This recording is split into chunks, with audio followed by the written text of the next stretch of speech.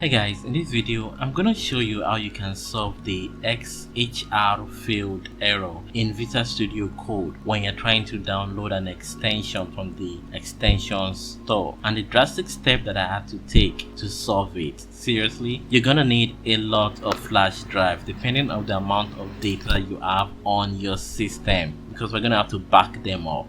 So let's get right into it. So the first thing we're going to do is we're going to back up every information on our laptop into a flash drive. So make sure you back every single thing you have. Take your time, do not be in a hurry to do that, because once you lose the data you can't get it back, because we are not going to keep any data or any of the settings, because something is blocking the Visual Studio Code from connecting to the internet. We don't know, so that is why we're deleting the windows completely. We're not keeping any of the old settings, we're deleting everything. So next step, we're going online to download Windows into our flash. After downloading Windows into our flash, we are now going to insert it into our system and erase the current version of Windows we're using. Make sure you delete every single drive, because we're not going to reinstall any backup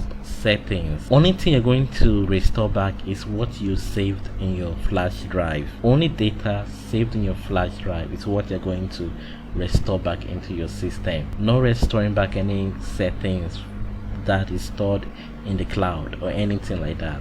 So we're just going to restore, put that back. After we're done reinstalling the Windows, we're going to download Visual Studio Code all over again. I'm going to put a link in my description showing you how you can download a Windows and set it up on by yourself on your system. So don't worry about that, just check in my description for that. The next thing we're going to do is download Visual Studio Code. After downloading it, we're going to test it and it's going to work, seriously. So you can see right now the Visual Studio Code is working and we don't have any of that error again.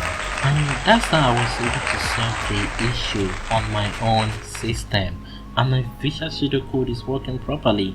I can now install extension from the extension store and it's pretty great. I hope this worked for you. Thanks for watching.